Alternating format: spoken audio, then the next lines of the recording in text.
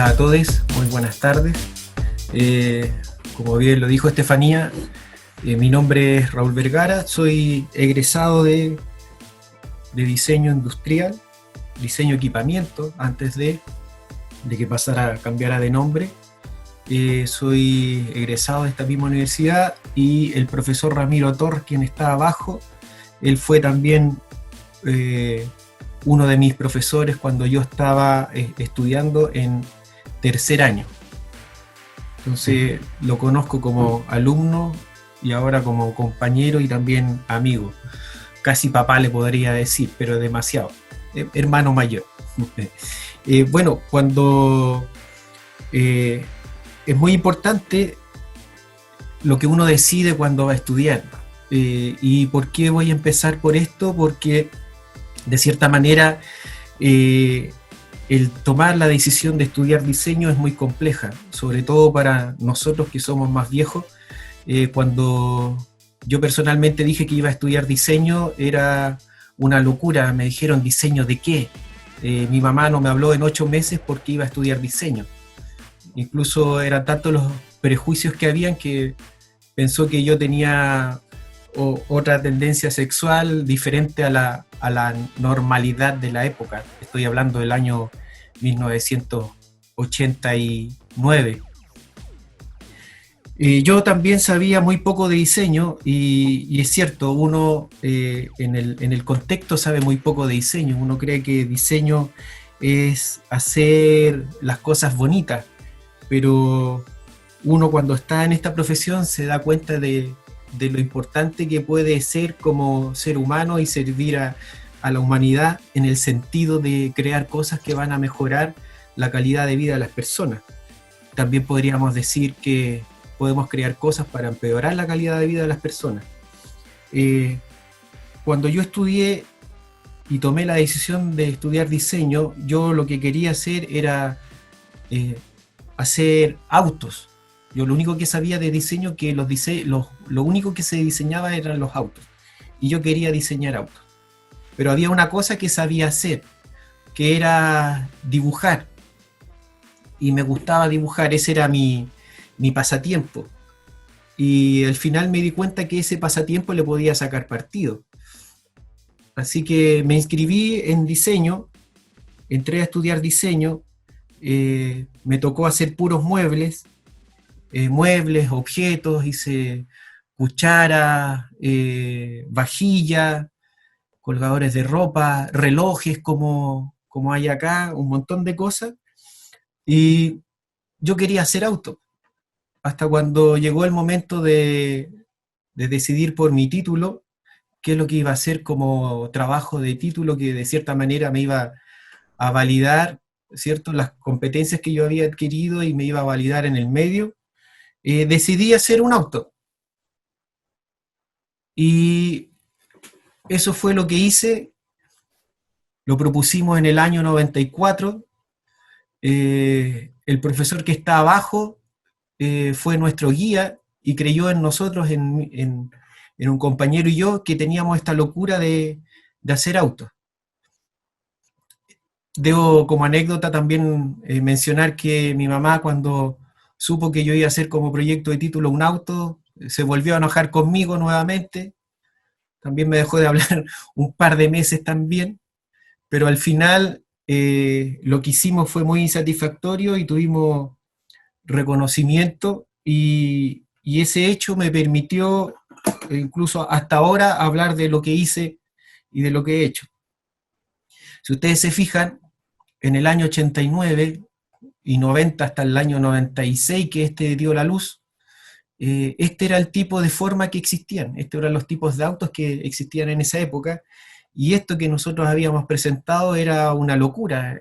Además, todo el mundo lo encontraba feo, sí, podían tener razón, pero de cierta manera era nuestra visión de futuro que en esa época nosotros pensábamos que iba a pasar. Ahora uno ve estas formas y son casi cotidianas para nosotros. Ya en el año 2000 habían electrodomésticos, aspiradoras que se parecían mucho a nuestro vehículo. Incluso mi mamá una vez se compró una aspiradora y me dijo, mira, me compré tu autito para esa aspiradora. Y eso fue, este trabajo se hizo con material de fibra de vidrio, nos demoramos 2 años en fabricarlo, eh, lo hicimos con la ayuda económica de los amigos, de profesores y de gente que creyó en nosotros. Bueno, y también en la universidad recibimos apoyo de la universidad para poder construirlos. Aquí está cuando salió, lo terminamos y lo presentamos en el Museo de Bellas Artes. Y si ustedes se fijan, en la parte de atrás hay unas láminas. Bueno, esas láminas, como anécdota, en esa época era compañera de escuela de nosotros, la Tonka Tomisic, y estas son las láminas que ella nos hizo como apoyo al trabajo que nosotros estábamos haciendo. Ella también es parte de la escuela. Ahí hay otra vista de nuestro vehículo, que ahora es muy normal, pero en esa época generó eh, mucho comentario con respecto a la forma y también comentario con respecto a sus posibilidades que tenía productivas. Y en ese sentido fue lo que de cierta manera nos limitó, porque tecnológicamente era casi imposible generar una estructura productiva para hacer lo que nosotros queríamos, el autito chileno.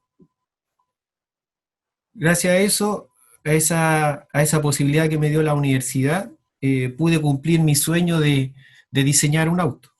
Después ya trabajando en el medio, empecé a generar otro tipo de cosas y me desvió, no me desvió, sino que me dio la posibilidad, este mismo hecho del auto me abrió las puertas para entrar a otros mundos del diseño y productivo. Y acá les muestro la cabina que se hizo para las votaciones del 2017, que se enviaron a 70 países para que votaran los chilenos en el extranjero. Posiblemente en las próximas elecciones esto ya esté incorporado a nuestro país, pero se ocupa actualmente para las votaciones de los chilenos en el extranjero, que es una estructura de cartón alveolar que cuando se deja de ocupar se modifica en su estructura y queda como un punto de información o de autoconsulta. Y eso gracias a las herramientas que me dio la escuela y entrega la escuela para poderse desenvolver en distintos escenarios. Una de las cosas que uno adquiere como herramientas tiene que ver con el manejo de la composición y de los elementos de representación. Eh, Claridad con respecto a lo que va a ser y la posibilidad que te entrega la mano, el dibujo, para poder expresar una idea, después modelarla y después llegar a producir un elemento. Este es una repisa portallave celular, que es cuando uno casi siempre llega a la casa y donde dejo las llaves, el celular, las dejo acá encima. ¿Y por qué una flor? Porque había sido pensada en uno de los briefs que tenía que ser para mujer, o este elemento que permita colocar un elemento natural dentro de esta estructura que es muy fría y metálica, que es artificial, el metal.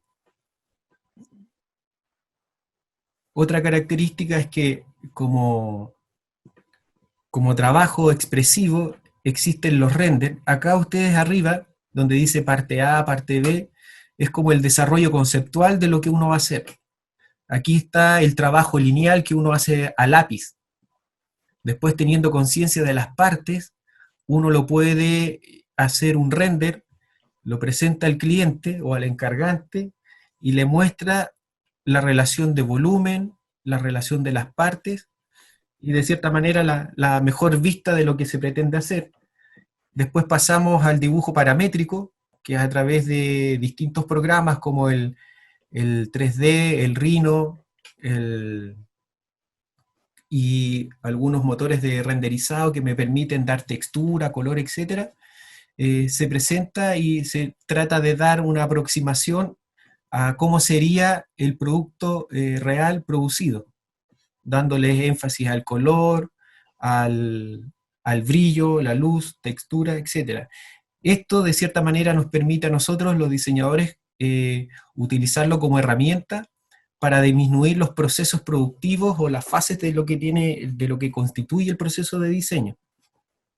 ¿Por qué? Porque nos evitamos generar un prototipo que puede encarecer el proceso y simplemente generamos una imagen que permite mostrarla en sus 360 grados, en todas sus partes.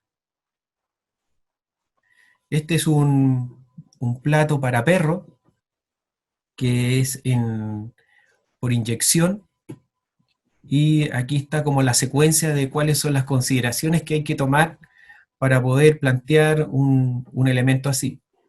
Esto ya está en el mercado, que es del plato normal, se ven cuáles son las consideraciones que se tienen con respecto a lo ya existente. Buscamos antecedentes que nos hablan de que si el perro se demora un poco más en comer, ¿cierto? Su comida, va a permitir tener mejor digestión, mejor pelaje, va a tener menos ansiedad, etc. Y por eso se plantean estos elementos que son como estos volúmenes que hacen que el perro, cuando vaya a comer, estos volúmenes interfieren, ¿cierto? Y empieza a comer, pero ya es mucho más lento. Entonces, en vez de tragar, ya empieza a comer y mejora su digestión. Esto es un trabajo interdisciplinario, o sea, para poder llegar a esa definición tuvimos que trabajar con veterinarios que validaron lo que nosotros estábamos planteando. Ahí está otro aspecto importante que el diseño nos entrega, es el conocimiento de los materiales y los procesos productivos. Esta es una matriz en aluminio para poder hacer el elemento anterior. Ahora esta matriz se hace, antiguamente se demoraban alrededor de un mes, un maestro matricero con distintas herramientas poder llegar a hacer este volumen, y actualmente con sistemas CNC, router, se demoran alrededor de 2 días y queda perfecto. Acá hay una entrega de uno de mis cursos que fue cuarto año, que a través de trabajo de vinculación que hace nuestra escuela, a través del rol que tiene y su responsabilidad social, participamos en 40 propuestas para los lustrabotas de Providencia. De estos, se eligió uno y era la que actualmente está en proceso de fabricación y que se van a ser entregados de manera gratuita desde la Municipalidad de Providencia a los lustrabotas de esa comuna. Este es un trabajo hecho en madera y cobre, que son distintos tipos de superficie para alimentos, de, no sé, maní y ese tipo de cosas, y también tablas para picar, que tiene que ver el cómo uno visualiza distintas respuestas para una misma acción. Y esta respuesta tiene que ver el cómo se va a ocupar y el contexto donde va a estar. Por ejemplo, esta se iba a llevar a la mesa directamente, entonces para que de cierta manera tuviera mejor aceptación y fuera de un solo uso y no varios traspasos, fue esta forma, que está inspirada en una hoja de una plantita. Esto de acá es parte de la labor que a nosotros como académicos nos toca. Este fue el rescate de unas vasijas que se hacen en Puerto Ingeniero Ibáñez, que son 2070 kilómetros desde donde estamos ahora. Queda alrededor de 140 kilómetros de Coyhaique más al sur, y allá hay un grupo de artesanas que trabajan y ellas ya son mayores y no hay quien siga con la tradición. Entonces lo que hicimos nosotros fue estandarizar lo que se hizo, lo que hacen ellas, guardarlo, generamos un libro y a partir de eso tenemos la planimetría y todos los elementos que se necesitarían si es que alguien quiere tomar esto y seguir trabajándolo como un elemento identitario de la comuna y la región.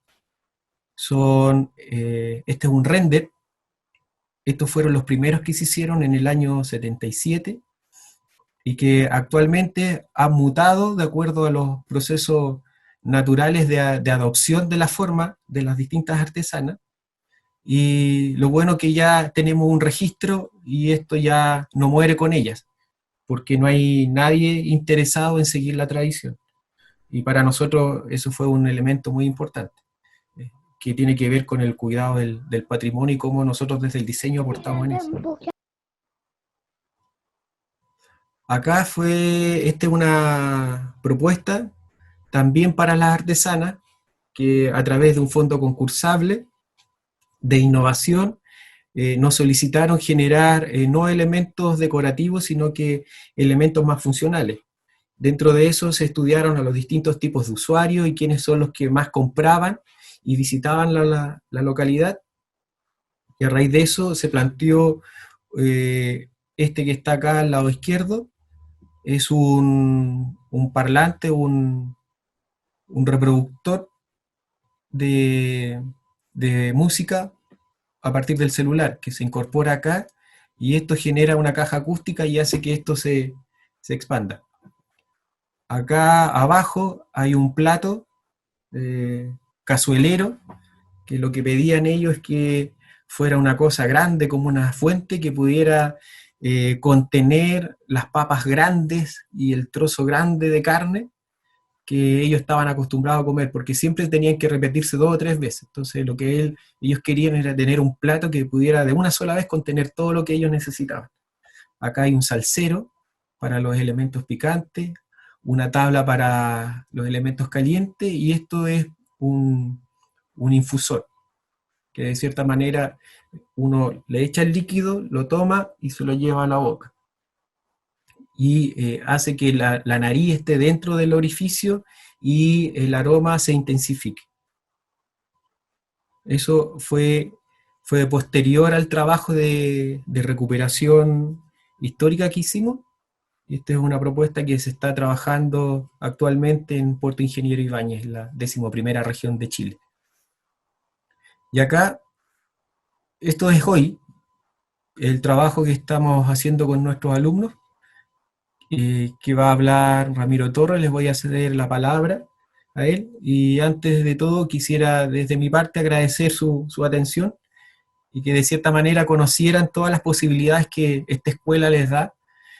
Da infinitas posibilidades, no hay un solo norte, sino que las herramientas que nos entregan nos permite abrirnos y diversificar y hacer lo que nosotros de cierta manera queremos hacer. Ramiro, el micrófono.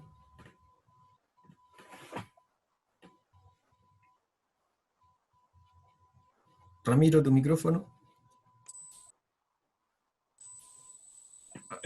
Ahí sí, gracias.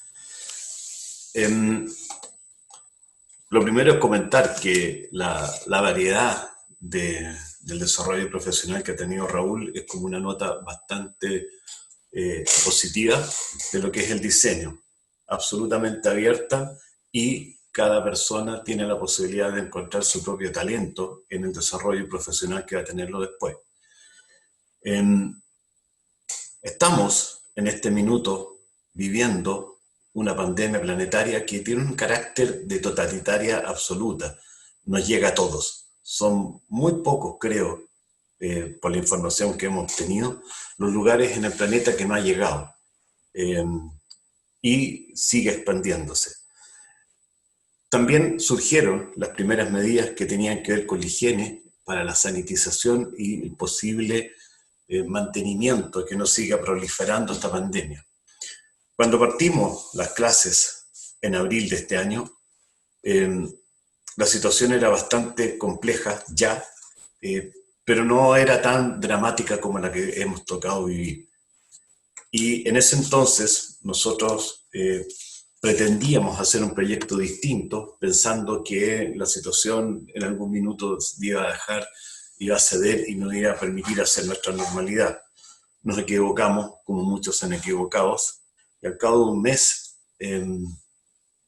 nuestros alumnos nos pidieron que, de qué manera nosotros, los diseñadores, los estudiantes de diseño, podríamos tener una contribución al COVID y una contribución al sistema, al Estado, a la sociedad, a todos nosotros. Y nos encargamos entonces de mirar cuáles son las posibilidades que desde el diseño real, concreto, que nosotros tenemos para plantear una respuesta, estábamos posibilitados de hacer. Lo primero fue escuchar las condiciones que promete que va a mantener el virus aislado la Organización Mundial de la Salud, en la cual, como todos sabemos, recomienda el lavado de manos permanente, 15-20 segundos, y eso, ¿no es cierto?, de alguna manera va a tener el virus controlado, aislado. Y empezamos a hacer desarrollo con los distintos alumnos y con los distintos herramientas que tenemos para ello, brainstorming varios, pensando de qué manera esto ocurre y dónde ocurre. Y finalmente, después de varias sesiones, se deja la necesidad, entre comillas, que salieron algunos alumnos, nos dijeron, era, profesor, lo que hay que hacer es llevar el baño a la puerta de entrada de la casa, porque ahí es donde se produce el punto de conflicto. Efectivamente, la casa puede estar protegida y el exterior es el que está contaminado, por lo tanto el conflicto se produce en la puerta de entrada. Y ahí nosotros planteamos que en ese sector, precisamente ahí, tendría que ver el punto de traspaso de la contaminación hacia el hogar, por lo tanto ahí debería quedar recluido. Y empezamos a investigar, como siempre se hace en diseño. Y nos dimos cuenta, en otras culturas, japoneses, por ejemplo, sacan los zapatos para entrar a su casa, porque ellos tienen la idea de que están arrastrando no solamente partículas, bacterias u otros virus, sino que arrastran muchas más cosas que culturalmente ellos los tienen claro. Arrastran los desechos de los otros, y los hogares al interior de las casas japonesas son inmaculados, por lo tanto no permiten que nada entre. Entonces ellos tienen esa cultura y nosotros tomamos mucho de ese rasgo. ¿Por qué? Porque ellos definían un espacio de transición para entrar a los hogares. No se entra de golpe, no se cierra la puerta y ya se está en el hogar. Hay un tránsito en espacio y hay un tránsito en el tiempo. Entonces tomamos la primera medida. Luego seguimos investigando. Cuando digo seguimos, nosotros indicando a los alumnos, buscando la información, y se llega a las pilas de agua bendita que están al interior de las iglesias cristianas en general. Y eso es un rito que tiene miles de años, que el lavado, ¿no es cierto?, genera limpieza del cuerpo y del alma. Entonces, tomamos el rito, nosotros decíamos, si para entrar también hay un lugar de transición a un lugar de culto, a un lugar sagrado, para los que tienen esa fe, y se deja ese espacio precisamente para dejar afuera del edificio lo que uno puede atraer que no contamine lo que está dentro. Y ese es un espacio de tiempo y ese es un espacio físico donde había agua permanente. Problema que veíamos que el agua no tenía circulación, un agua permanente que estaba ahí. Entonces tomamos estos dos elementos y ahí surge el tema, algo que estamos viendo en pantalla, lo otro está en proceso, en la cual era necesario generar la idea de que al interior de los hogares va a surgir como futuro la necesidad de que esté el agua como parte de un lavado para dejar la bacteria, el virus o lo que uno traiga fuera. Llevar un poco de las costumbres que han estado y transformarlas. Y ahí surge entonces la propuesta de diseño, que nosotros le llamamos el SISA, Sistema de Sanitización Domiciliaria, en la cual nuestros estudiantes en estos minutos están trabajando en desarrollar un sistema, por eso lo llamamos sistema, en la cual considera un paramento, que son una estructura perimetral, que va a contener al interior un sistema de lavado, como que estamos viendo, un sistema de accesos, puertas que tiene que tener, un sistema de contenedores que son elementos para guardar la ropa sucia, la que está contaminada, y también la limpia que va a estar esperando, y finalmente un sistema de comunicación. Entonces, lo que estamos viendo ahora en pantalla es una parte del estudio que se hace de qué manera un sistema tendría que estar al alcance, un lavamanos, para las personas normales y también cumplir con lo que es el acceso universal. Y en este minuto se logran, ¿no es cierto?, los distintos problemas han sido solucionados y los proyectos se enmarcan a la construcción de una esclusa. La esclusa es un confinamiento, es un espacio confinado con una acción, en este caso es un espacio confinado para la acción de la sanitización. Y eso se logra, están trabajando con cartón. El material fue sugerido y finalmente comprobado porque, de acuerdo a costo-beneficio, es el más barato que existe para que logre que la bacteria dure menos tiempo. El que es mejor es el cobre, indudablemente, pero es impensable hacer paramentos de cobre. Por lo tanto, se define que es una pieza de cartón, que el virus dura de 12 a 18 horas. Al hacerlo en cartón, esto es posible hacerlo industrialmente, dado que hoy existen sistemas CNC de control numérico para corte cartón, lo cual es muy milimétrico y permite los proyectos que se están realizando que sea armado por el propio usuario final, los propios habitantes de una vivienda, y va a tener un sistema autónomo de agua, no un sistema conectado a red, va a tener una red propia. Va a tener una cantidad suficiente para que 3 personas adultas laven sus manos 2 veces al día. Y eso es por gravedad. Va a haber un elemento que va a tener el agua limpia superior, va a tener un lavamanos muy pequeño que es solamente para rociar y lavar las manos, y un depósito que los contiene. Y es un depósito que es removible y que es distinto del agua limpia, de manera a nunca confundir el agua limpia con la que se lava las manos con el agua teoría contaminada con la que se lavó las manos. Este proceso lo estamos haciendo ahora y ha servido, ¿no es cierto?, para darnos cuenta de qué manera podemos estar entregando soluciones desde la perspectiva del diseño industrial. Pero hay una condición más que quiero hacer notar. Esto es un proyecto de diseño social, que es una categoría del diseño en la cual el mandante es el Estado. Los estados de todos los países desarrollan ciertos proyectos que no son de intereses en el mercado porque no hay demanda individual, sino que son demandas colectivas. En este caso, nosotros consideramos que diseñar una esclusa para que sea distribuida por el Estado a los hogares va a tener 2 premisas que va a cumplir el rol social. Uno, las personas efectivamente van a tener la posibilidad de higienizar antes de entrar a sus hogares. Y segundo, cuando, como ocurre ahora, comienza a liberarse las personas, se comienza a relajar un poco con la idea de la vuelta a la normalidad.